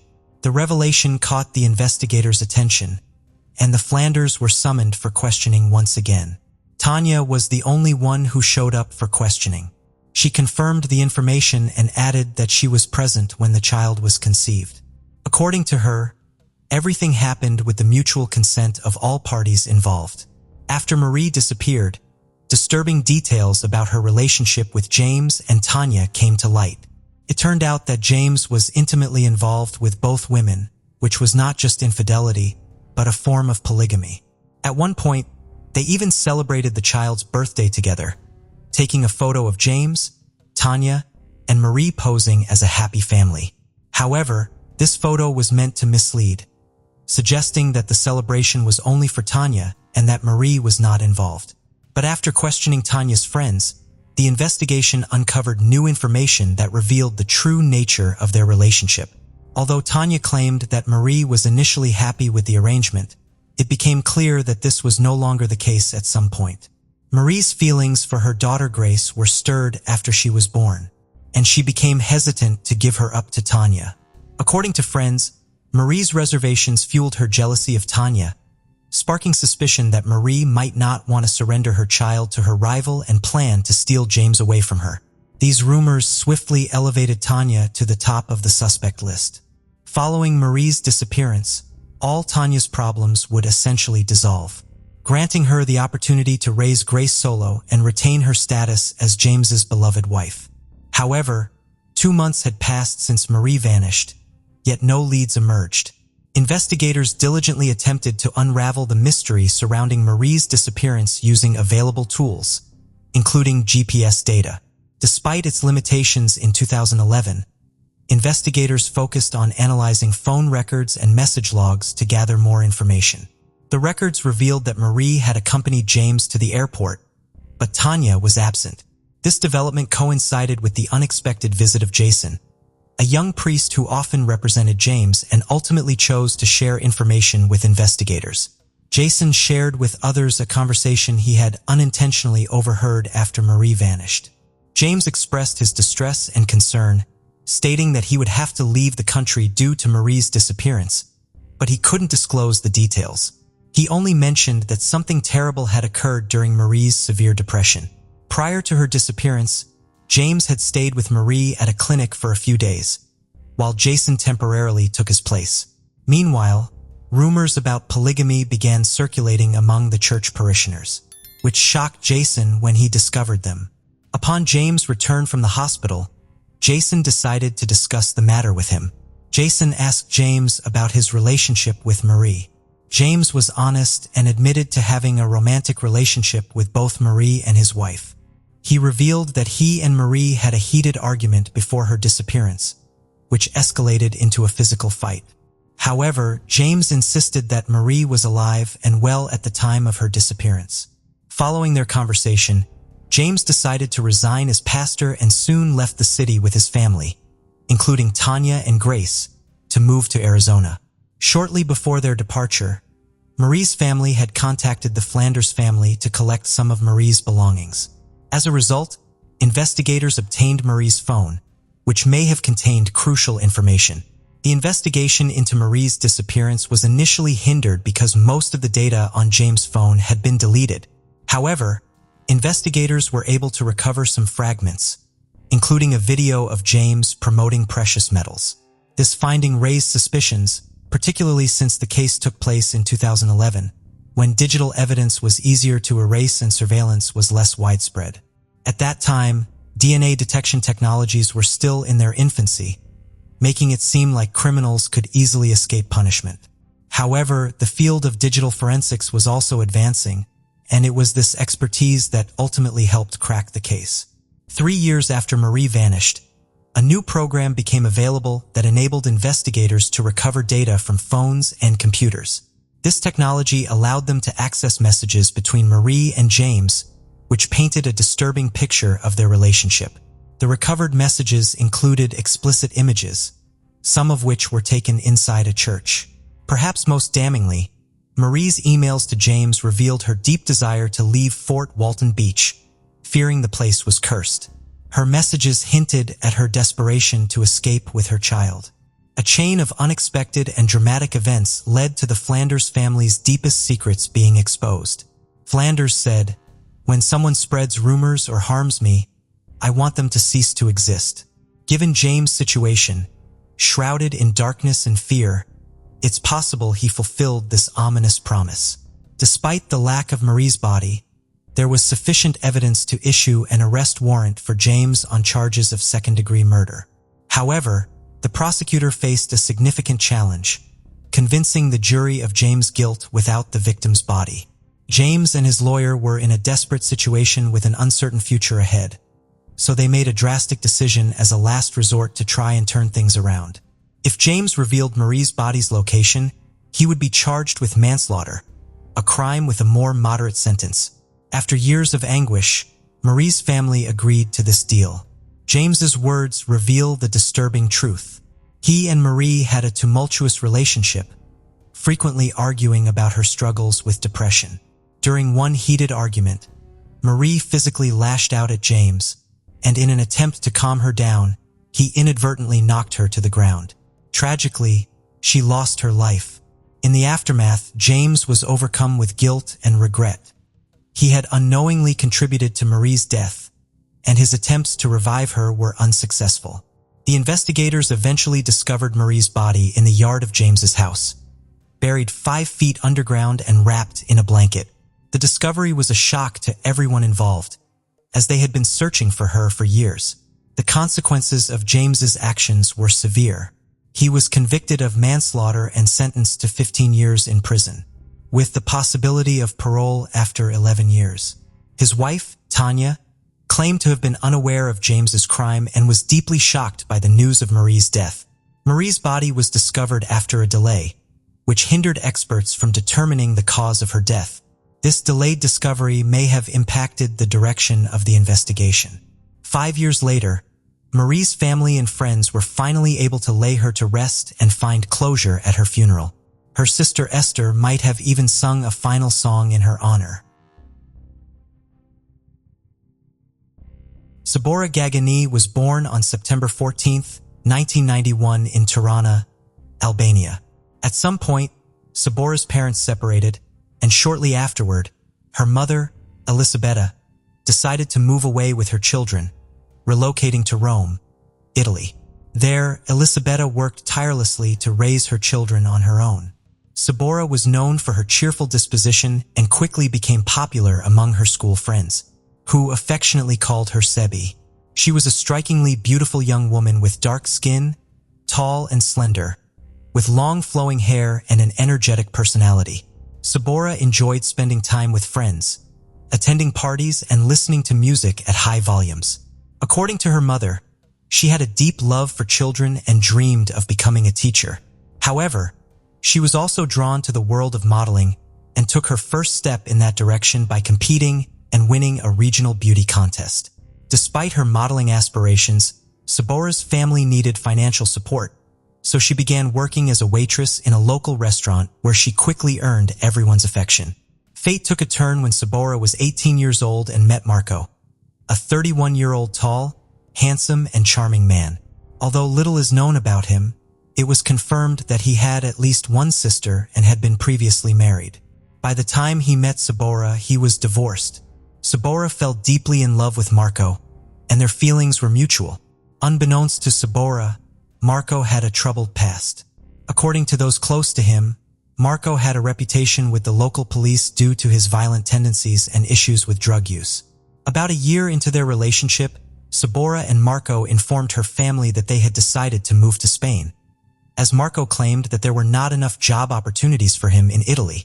They planned to settle in Torremolinos, a Spanish municipality in the province of Malaga. Elizabeth was not thrilled about her young daughter moving to another country with a man significantly older than her, but Sabora was an adult. And despite her mother's concerns, the couple went ahead with their plan.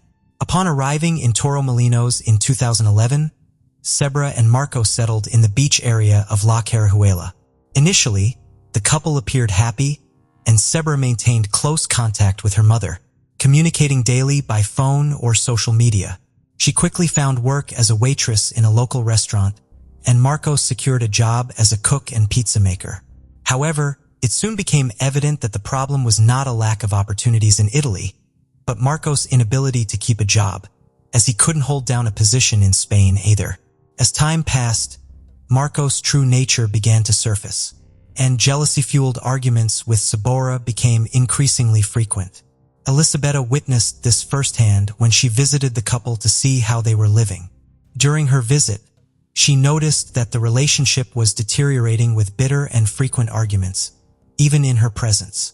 Over the following month, Sabora returned to Italy several times, with some reports suggesting that she only stayed in Spain during the holiday seasons.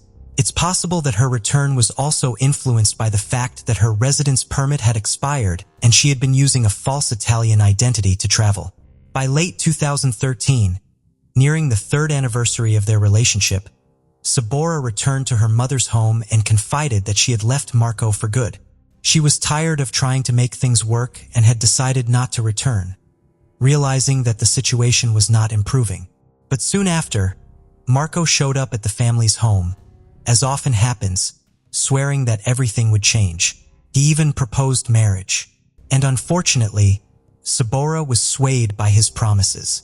Things did improve for a while, but eventually jealousy and violence returned to dominate their relationship.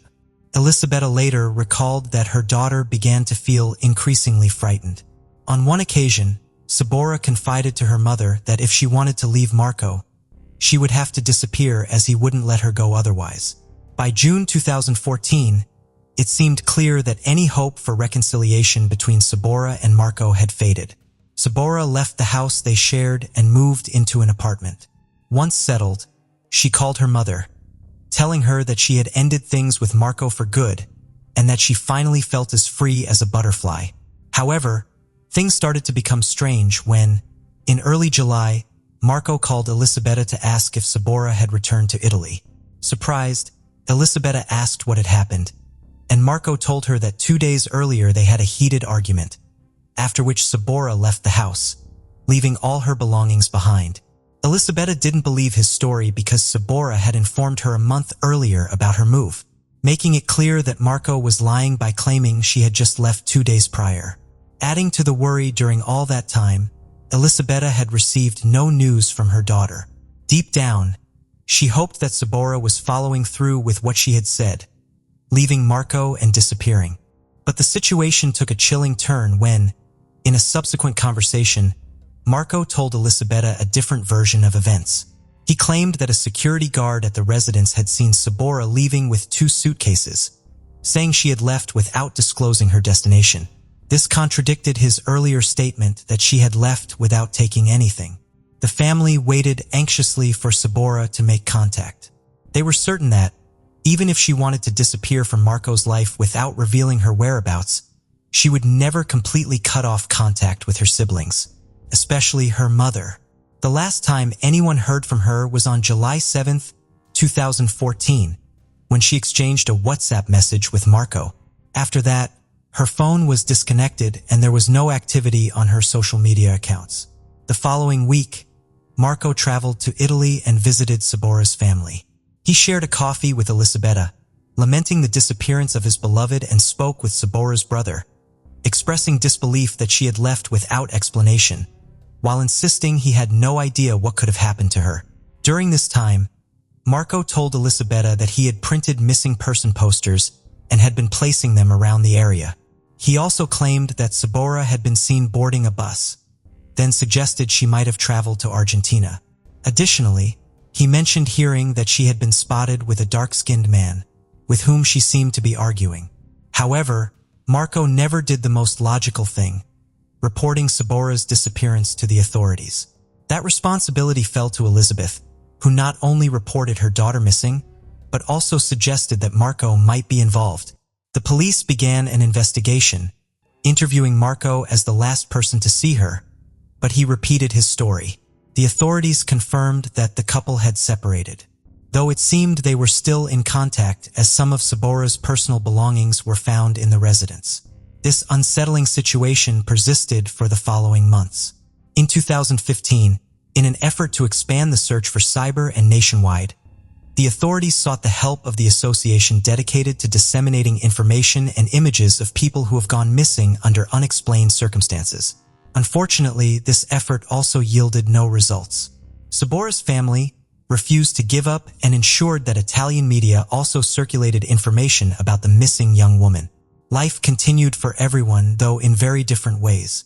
While Sabora's family lived with the anguish of not knowing her whereabouts, clinging to the increasingly faint hope that she would return, Marco's life moved on, albeit with the same bad habits. During this time, Marco changed his appearance, shaving his head, growing a beard, and entering into 2 relationships, both of which ended with the women filing complaints against him. Marco remained in Spain, where, to those around him, he appeared to be a normal man, always greeting his neighbors with a smile, a regular at the gym, a fan of target shooting, and a lover of sports like baseball and martial arts.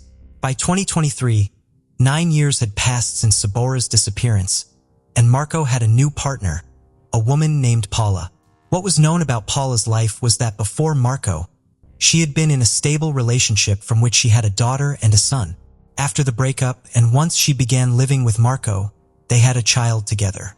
One thing that hadn't changed in Marco's life was his instability at work, and over the years, he had gone through several jobs. While working at a pizzeria, he became friends with a man named Victor Molina. One day, Marco approached Victor, asking for work, stating that he had been unemployed for a while and that his family was struggling.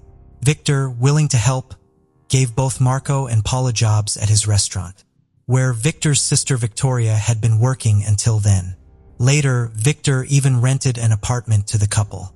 Proved to be an excellent worker, earning the trust and affection of her employers. However, the same couldn't be said for Marco, with whom Victor had several problems. The last straw came when Victoria arrived at the restaurant one day to find the employee bathroom door completely destroyed. Paula, deeply embarrassed, admitted that Marco had broken the door, accusing her of hiding there to have intimate relations with co-workers. This incident led Victor to transfer Marco to work under his direct supervision at another place. During her time at the restaurant, Paula had earned not only trust as an employee, but also personal affection. Victoria, in particular, knew that the relationship between Marco and Paula was not just troubled, but virtually non-existent. Paula confided that Marco had physically assaulted her. Her employers urged her to report him to the authorities, knowing that with his record, he would likely end up in jail. However, Paula downplayed the incident, claiming it was just 4 punches and a kick. To her employers, this explanation was shocking. But there was an underlying reason why Paula continued living with Marco. She revealed that social services had taken her children away after finding drugs in their home that belonged to Marco. Paula confessed that she wanted to leave Marco, with whom she said she no longer had a romantic relationship, but she lacked the means to do so and needed to maintain the appearance of a stable relationship to regain custody of her children. Since securing a steady job, Paula was closer to achieving that goal. She hoped to save enough money to rent her own place and separate from Marco. She also shared that she had been undergoing weekly drug tests at a clinic for months to prove she was drug-free, and she held out hope that by October of that year, she would be reunited with her children. While Marco was working at the new establishment, his performance did not improve, and he lasted only a month and a half. Victor, the owner, discovered that a kitchen knife had gone missing, and he reported the theft to the authorities. Shortly after filing the report, Victor decided to fire Marco. Just a few days after Marco's dismissal on Tuesday, May 16, 2023, Paula was in high spirits. It was her day off and she had plans for the evening. The next day, Wednesday, May 17, 2014, Victoria was looking forward to hearing about Paula's night when she came in for her shift. Meanwhile, back at the apartment, Paula was getting ready for work. It was around 11:30 in the morning when loud screams were heard from the apartment shared by Marco and Paula. While it wasn't unusual for the couple to argue, there was something different about Paula's cries this time. Her voice sounded desperate and she was pleading for help. Victor and another employee immediately rushed upstairs and began pounding on the door, asking what was happening and pleading with Paula to tell them if she was okay. One of the men claimed to have heard faint whimpers in the background. Seconds later, Marco's voice emerged, assuring them that everything was fine and that Paula had just gone back to bed. Paula's voice was no longer heard. The door remained closed, and something in Marco's tone set off alarm bells for the concerned men. Victor ran to fetch a spare key to the apartment from his house, while the other employee went to grab his phone to call the police. Hearing the men leave the door, Marco calmly exited the apartment and left the building. Minutes later, police officers and medical personnel arrived at the scene. They knocked on the door again, but there was no response. Victor unlocked the door for them, and what they found inside was far worse than anyone could have imagined. Lying on the floor was Paula's lifeless body, her clothes stained red with numerous stab wounds. The paramedics could do nothing but pronounce her dead at the scene, and it was clear that the suspected assailant was no longer present. Within minutes, the area was swarming with law enforcement, investigators, and medical personnel. Authorities immediately launched a manhunt for the suspect based on witness statements. The efforts paid off. A local resident identified Marco from the photo at a nearby establishment.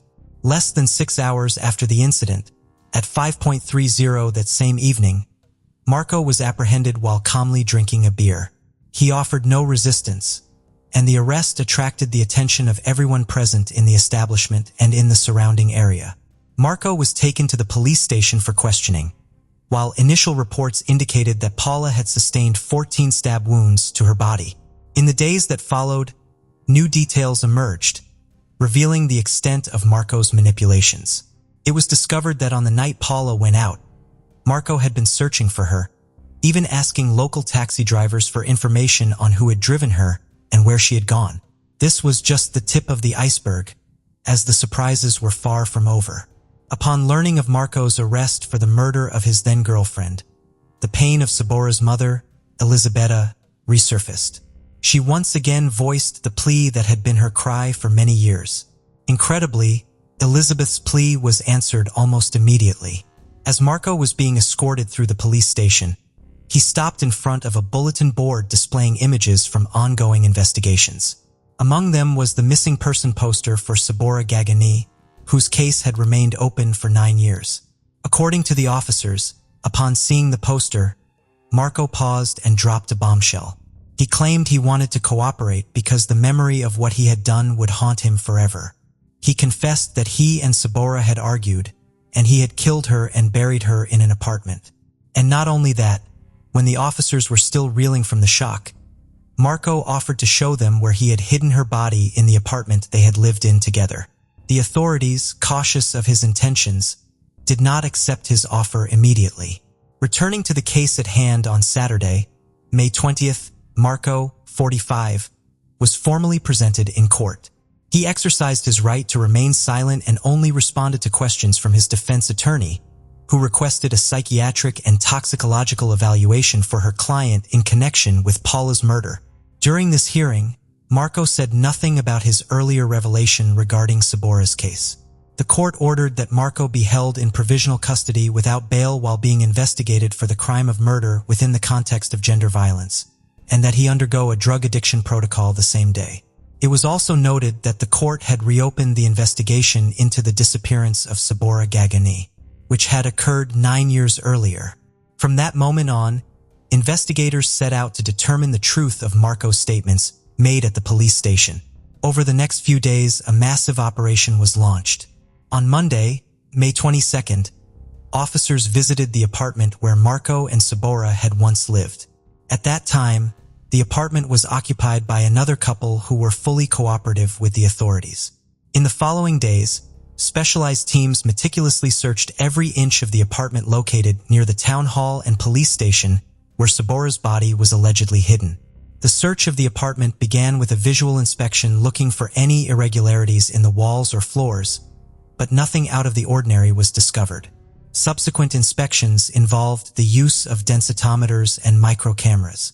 Small holes were drilled throughout various parts of the apartment to insert cameras and examine the interiors of the walls and floors. However, these efforts did not yield any positive results. According to the press, Marco continued to talk from prison, where he supposedly claimed that he had used acid to dispose of Sabora's remains. Meanwhile, investigators refused to give up, even after 3 fruitless searches of the apartment. During the 4th attempt, officers analyzed the building's floor plans and noticed that 2 identical apartments were located on the same floor. When they visited the twin apartment, they realized that there was a large space in the bedroom that did not match the layout of the apartment under investigation. With this clue, the specialists focused on a particular wall that appeared unaltered and was identical to the rest of the building, but in reality concealed a hollow space behind it. With the necessary authorization, on June 6th, the officers broke through the wall. Behind it, they found a large wooden crate filled with lime. As they began removing the lime, the first grim discoveries emerged. The first thing they found was a plastic bag containing a knife with dried blood. Next, they uncovered some objects that apparently belonged to the victim, followed by a bouquet of flowers placed on top of several plastic bags. Inside the bags, they found a camping sleeping bag, and within it, the remains of a woman. Following the gruesome discovery, the body was transported for an autopsy to confirm the cause of death and to establish whether the remains were indeed those of Sabora.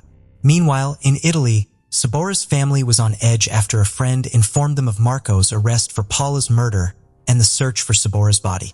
Elisabetta said that the news of her daughter's death at Marco's hands hit her like a bucket of cold water.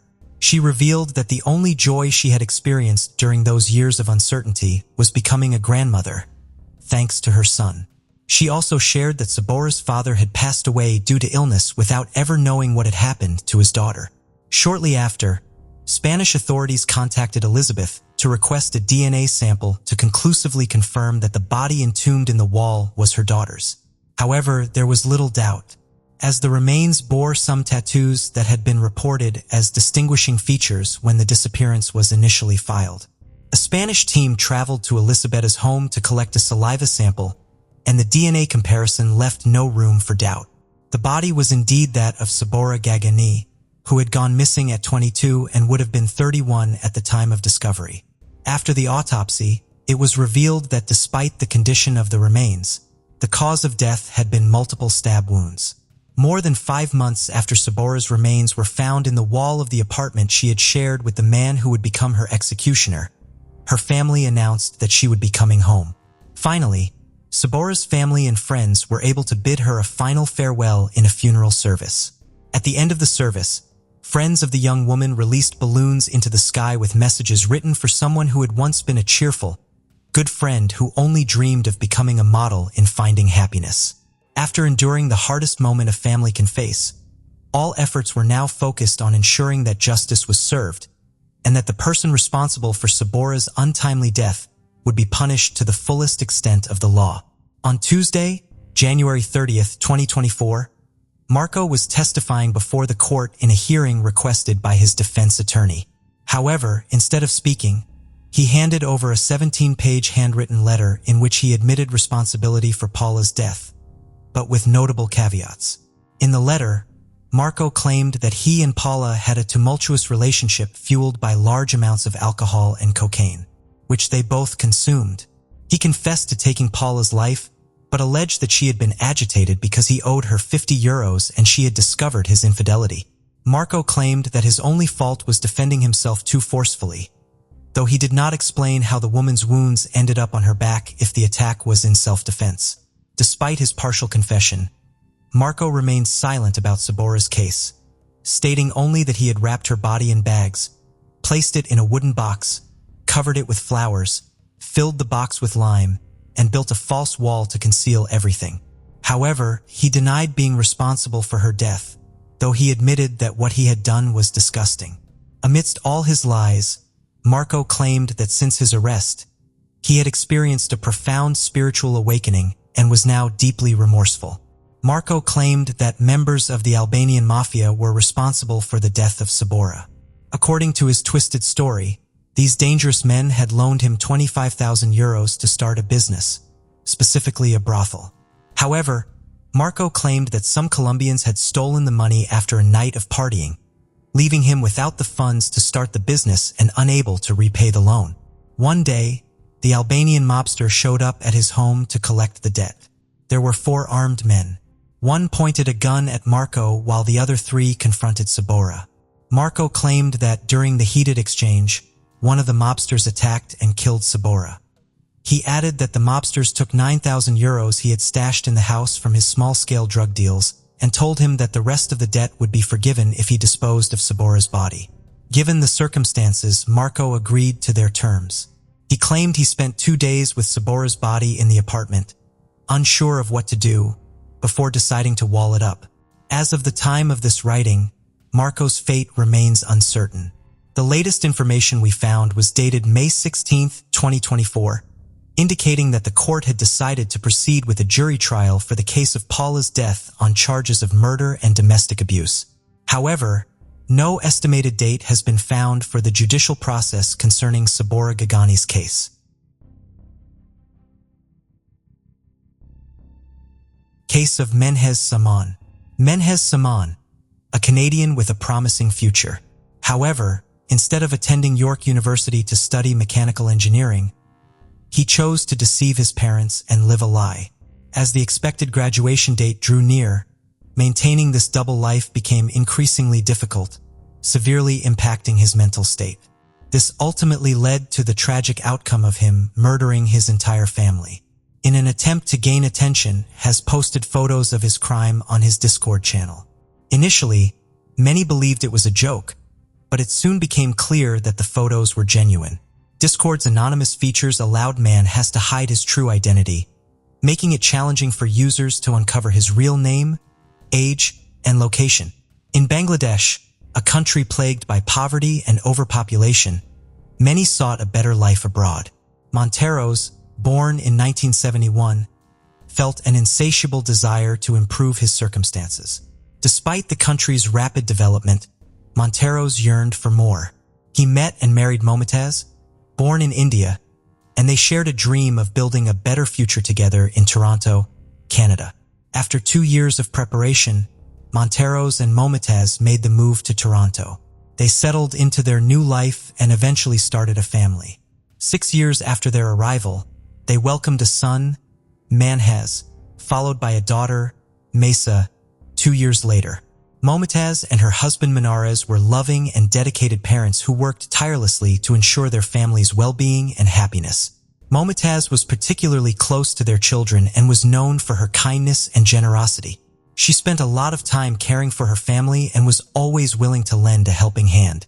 In her community, Momotaz was a respected and well-liked figure, both in her neighborhood and among fellow Bangladeshi immigrants. Manarez was a more reserved person, but he was also highly respected in the community. He was a devout Muslim who prioritized his family's well-being above all else. As a taxi driver, Manarez was very familiar with the city of Toronto, thanks to his many years of experience. His dedication to his job earned him numerous awards, including being named the Best Employee of the Month and one of the top taxi drivers in his company. Both Momotaz and Manarez had high aspirations for their children, Melissa and Manhaz. Having successfully navigated the challenges of moving to a big city themselves, they expected their children to achieve great things. They dreamed of their children securing high-paying, prestigious jobs that would bring them comfort and prosperity. After relocating from poor conditions, Monteros and Momotaz were determined to provide their children with every opportunity to succeed. They worked hard to achieve their aspirations, which led to gradual but steady success. The family's first major milestone was buying a modest house on Mowan Road in Scarborough. With careful financial planning, they then acquired 2 investment properties, one in Scarborough and another in nearby Danforth. Momotaz took charge of managing the properties, and over time, the family's wealth grew steadily. As the family's assets increased, Momotaz felt a greater sense of responsibility towards her 2 children and their 3 properties. To help with the workload, Momotaz's mother, Firoza Begum, moved from India to join the family. This allowed Momotaz to strike a better balance between her work and personal life. In 2006, the family upgraded to a larger 4-bedroom house in Markham. At the time, it was widely believed that a career in medicine or engineering was the key to success. Monteros and Momotaz wanted their children to pursue these fields, with Menhez aspiring to become a neurosurgeon and Menhez aiming to become an engineer. However, their children had different plans. Melissa, in particular, was a rebellious child who resisted her parents' views and often pushed them away, despite showing great potential. Melissa frequently ran away from home, drank excessively, and used illicit substances, leading to reckless behavior. This behavior prompted strict and sometimes questionable intervention from her parents. If she failed to return home on time, she would be forced to spend the night outside. However, her mother, Momotaz, would occasionally unlock the back door to allow her to enter. The conflicts between Melissa and her father often escalated, drawing the attention of the police. In contrast, Menhez had a distinctly different personality. He was often described as shy and introverted, but he shared a warm and loving relationship with his mother. Momotaz was extremely devoted to her son, often giving in to his wishes and catering to his needs. She would drive him wherever he needed to go, cook his meals, keep his room tidy, and greet him after school with a home-cooked meal. As the eldest son, Menhez faced pressure from his parents to succeed and meet their high expectations. To cope with this pressure, he found solace in the world of video games, particularly massively multiplayer online. MMO games like Perfect World. In this virtual world, Menhez could express himself freely and connect with people worldwide, overcoming his shyness and self-doubt. The game became a refuge for him, and he spent most of his free time immersed in it. Menhez's life was quite routine. Apart from accompanying his father to the mosque, he spent most of his time in his room, playing online games with his friends. However, his life took a significant turn after he graduated from high school. He thrilled his parents with the news that he had been accepted into the mechanical engineering program at York University. Initially, this achievement brought immense joy to his parents, Monteros and Momotaz. However, it also intensified the pressure on Manhaz, as he was now expected to excel and had no room for error.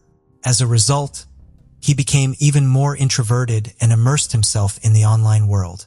Menhez started playing an updated version of the Perfect World game, which involved a group of players and a set of rules. He used the social network Discord to stay in touch with his friends and fellow players. The game's atmosphere was generally friendly, and players often formed close bonds with one another. In fact, many of them remained in contact even outside of the game. Man has felt more at ease expressing himself in the virtual world of the game than he did in real life, where the atmosphere was often tense. As a result, he found solace in the game, using it as an escape from the stresses of reality. In contrast, Melissa acted out her frustrations in the real world, frequently clashing with her parents over various issues. Her rebellious behavior eventually led to an arrest for shoplifting, although she was fortunate to have the charges dropped in exchange for community service. After leaving home to live with her boyfriend, the tension in the household did not dissipate. Instead, it seemed to intensify, putting even more pressure on Menhez to find ways to cope. As a result, he became even more deeply immersed in the game, using it as a means of escaping the increasingly unbearable reality at home. As Melissa broke free from her parents' expectations, they began to pin their hopes on her son, Menhez, as the family's savior. They boasted about his engineering career at York University, but this turned out to be a fabrication. In reality, Menhez attended Seneca Community College, a less prestigious institution. Menhez struggled academically, felt isolated, and abandoned his faith, which deeply disappointed his devout parents. He often expressed frustration about his parents' constant interference in his life, which affected his personal relationships. Menhez met a girl online, which infuriated his parents and further fueled his resentment. However, he found a sense of independence through the online game Perfect World, where he connected with friends in a community on Discord. Initially, Menhez performed well in school, but his grades began to slip as his gaming obsession spiraled out of control. Menhez's successive gaming habits started to take a toll on his academic performance. He began skipping classes and struggled to keep up with his studies, resulting in him having to retake several subjects. Eventually, he lost interest in studying altogether and stopped attending classes, opting to focus solely on gaming instead. To avoid arousing his parents' suspicions, Menhez would leave home every day pretending to go to York University. He wasn't actually attending classes. Instead, he would spend his days playing games at a cafe on his laptop, working out at the gym, and then returning to gaming until late at night. In online conversations with his gaming friends, Menhez would occasionally joke about leaving the group and make cryptic comments about potentially going to prison. However, these statements were not taken seriously by his online friends, as they were familiar with his tendency to make humorous remarks. Additionally, Menhez often made jokes about sensitive topics such as homophobia and religion, but since it was a gaming community, no one took his comments seriously. Menhez's sense of humor took a darker and more aggressive turn over time. He started making jokes that were intentionally provocative, trying to elicit a reaction from others in the community. However, his attempts at humor were so off-putting that they led to multiple complaints. Ultimately, the community administrators banned him due to his behavior. Menhez became more and more isolated. In contrast, Melissa turned her life around, repaired her relationship with her parents, and even gained admission to York University. From the outside, the family appeared happy and successful, with new beginnings and a promising future. As Menhez realized he was about to lose his privileged status as the golden child, he committed a horrific crime on July 27, 2019, just one day before his expected graduation ceremony. On that day, the family was preoccupied with their daily routines. Menhez's mother and grandmother went about their usual schedule, attending a daybreak event, unaware of the impending tragedy. Menhez began to carry out his horrific plan, sneaking into his mother's bedroom. He struck her on the head with a crowbar, knocking her unconscious, and then slit her throat to ensure she was dead. He repeated this brutal act with his grandmother. After committing these heinous crimes, Menhez calmly returned to his room and opened Discord, where he sent a disturbing photo of his mother's mutilated body next to the crowbar. The recipients of the photo were initially unsure if it was a joke, as Minhas was known for his dark humor. However, the image was extremely realistic and did not appear to be a prank.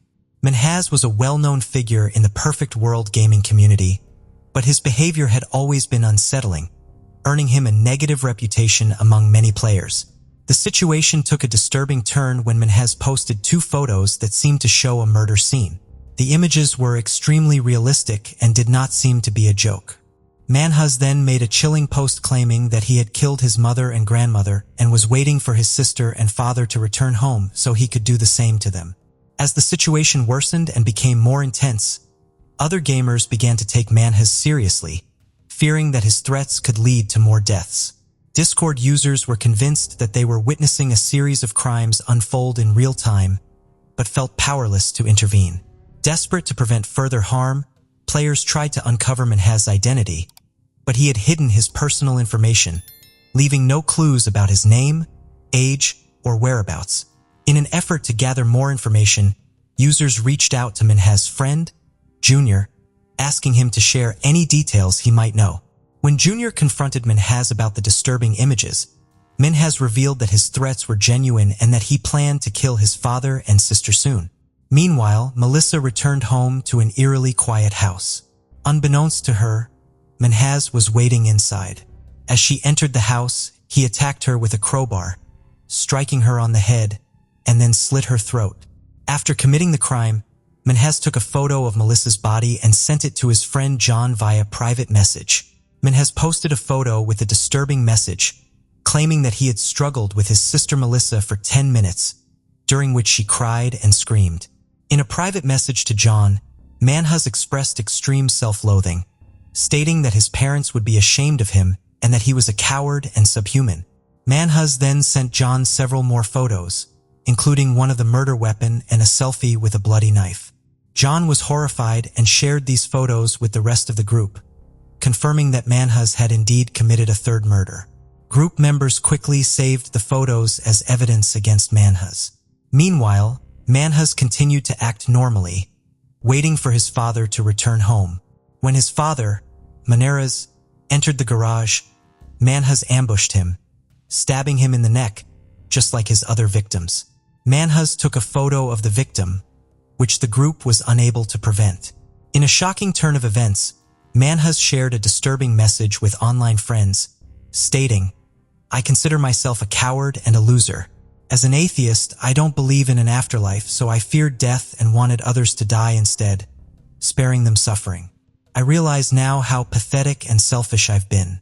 What followed was even more alarming. Minhas told another online friend that he had murdered his entire family and was prepared to spend the rest of his life in prison. He then invited this friend to view photos of the crime scene. However, the story takes a crucial turn. One of the online friends discovered a way to obtain Minhas' IP address, which could reveal his location. With this information, the group was able to track Minhas to his home in Toronto. A user from Minnesota, who was part of the online conversation, contacted their local police department, which in turn alerted the Toronto police to Minhas' location. The police began their investigation after receiving information from an anonymous source. Meanwhile, Minhas was still active online, chatting with users who were inquiring about his next steps. He claimed he would try new things, including drinking, smoking, and reconnecting with an ex-girlfriend. However, it was only a matter of time before the police caught up with him. They were able to track his IP address, contacted his internet service provider, and obtained his physical address.